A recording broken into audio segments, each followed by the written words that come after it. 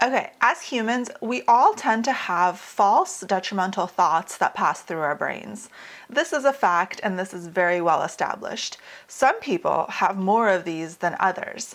If you would like to create a happier, healthier, maybe more successful life and a happier, healthier brain, then you will need to transition from thinking many negative automatic thoughts to fewer negative automatic thoughts. And in this video, you will learn how to do that step by step, and you will essentially learn how to change your brain. This video is based on the book by Jeffrey Schwartz, You Are Not Your Brain, and he goes through a 4-step process on how to confront negative automatic thoughts that come into your brain, and how to essentially go through a process in which you will eventually have much fewer negative automatic thoughts.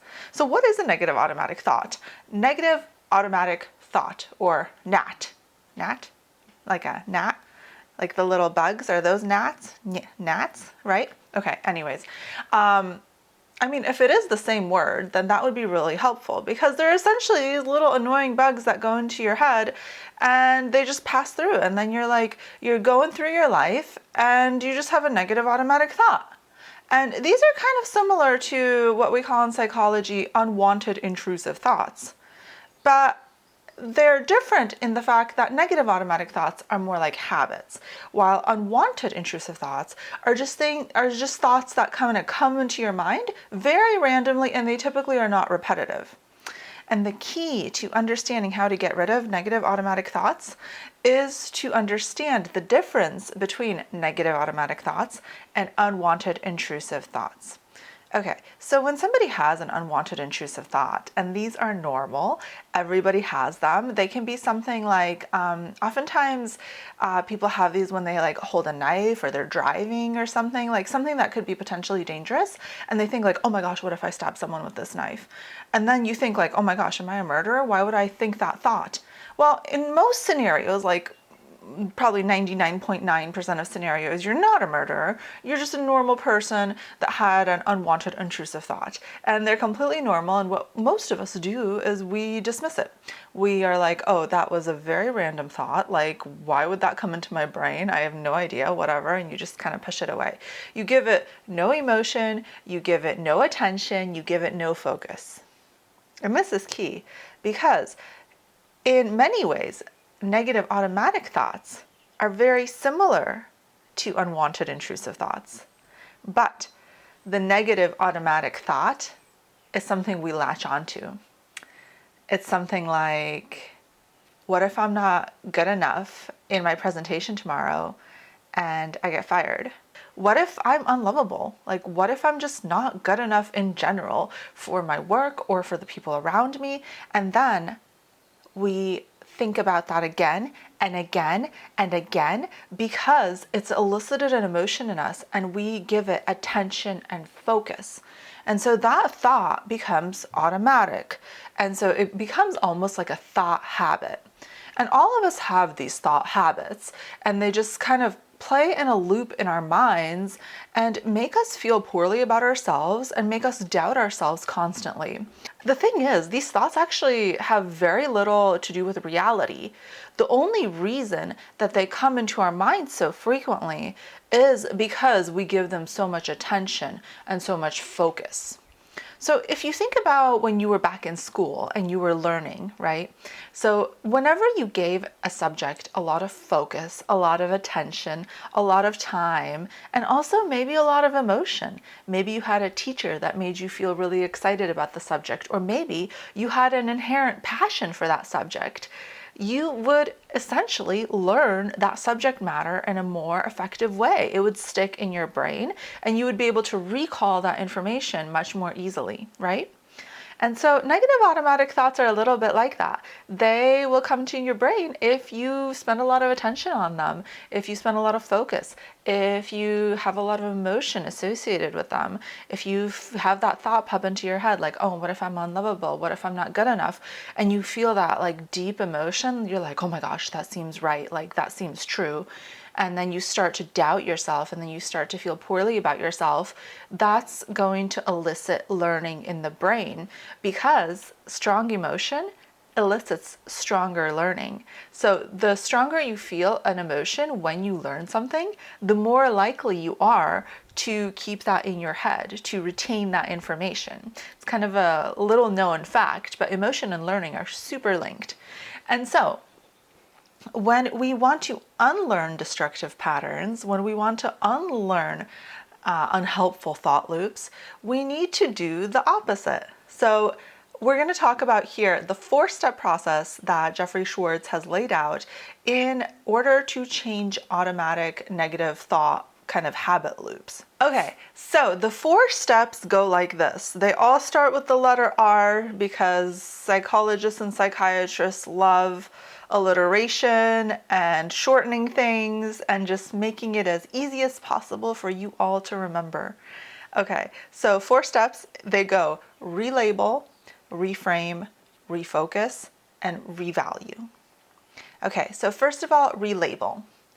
Relabel is essentially when that thought comes into your mind, you naturally kind of identify with it. You're like, oh yes, I believe this story, this is my reality, etc., etc. What relabeling is going to do, and what you're going to do in this step, is you're essentially going to be like, oh, look at that. It's a negative automatic thought. I see it. Like, this is it. This is happening to me now. Just like Alessia said in the video, she said it would happen and now it's happening. And you can kind of relabel any way you want. Some people kind of make a name for their thoughts. But I think just thinking like this is a negative automatic thought that basically has been habituated into my brain is totally fine. And now you know to not identify this thought as like this is the real me and this is like reality, etc., things like that. When you relabel, you're essentially noticing what's happening in your mind. You don't just completely connect with that thought. You are not that thought. You see the thought for what it is, separate from you, and in essence, kind of a habit loop of your brain. And for the next step, as you reframe, you may even want to say, this is a negative automatic thought. This is me engaging in worrying. Okay, and now for step 3. Step 1 and 2 are very similar, so sometimes we can just blend them together. I know in the book there are 2 steps, but honestly, in my mind, it feels like 1 step. So honestly, this is like a 3-step process. Okay, so you got reframe, relabel. Essentially, you notice the thought, and you're like, hey, that's a negative automatic thought. Okay, then you're good. So for next step, what you want to do is you want to refocus. So essentially focus is almost like an energy source for the brain. Like think of it as like gasoline, right? And whenever you focus on something, you're giving it energy. And so what you want to do is you want to take away your focus from these negative automatic thoughts. And people do this in very different ways. So some people actually are able to really engage with their thought patterns and like actually like move their thinking somewhere else. Or what's easier oftentimes is to kind of go do something you enjoy, maybe go for a walk, start a different project, and just like shift. Do anything that can shift your mind. And it's usually really individual, like different people want to do different things. So whatever feels good to you, whatever helps shift you out of this, do that. Like do whatever you can do. And it can get really tricky because if you're really getting sucked into this kind of negative thought spiral, the thoughts are going to feel very believable. So oftentimes it's really helpful to have like a list of activities that you know get you out of this thought pattern, kind of on your desk or like behind your computer. And then you know like, oh, okay, this is really sucking me in. Like I know that I need to take like a 5-minute walk, or I don't know if a 5-minute walk is enough, but you know, like whatever you need to do. Okay, and then for the last step, which is reevaluate. And essentially reevaluate is to look at your kind of situation and your thought patterns from a much wider lens and from a more compassionate viewpoint. And so in the book, there's a story about a woman that's a perfectionist. And essentially what she thinks is that if things are not done a certain way, that awful things will happen, like she will not be okay. And so what happens in the book is that her world tends to kind of shrink, right? And so basically, in order for her perfectionistic tendencies to keep going, to do the things that she needs to do in that perfectionistic way, she becomes very rigid. And essentially, she starts focusing on very small things in her life, and the world shrinks and shrinks and shrinks. And this can be indicative of a lot of kind of mental health issues if the world starts to shrink like that and there's a loss of flexibility in the mind. But essentially, what happens is that once she engages in the process of changing her automatic negative thoughts, she's able to see that, something she values is having a full life, is exploring and making her life interesting and kind of not so small, kind of bigger and more random. And she's able to remind herself of this, her values, her love of exploration, so that she can kind of get out of those negative thought patterns and she can live the life that she wants to live. Because at the end of the day, the life you want to live and the person you want to be is what matters most. It is not your automatic thoughts, your negative automatic thoughts, because those will be telling you one thing, but those are just habits you need to break. The life and the person you want to be are what are important and what are worth your focus.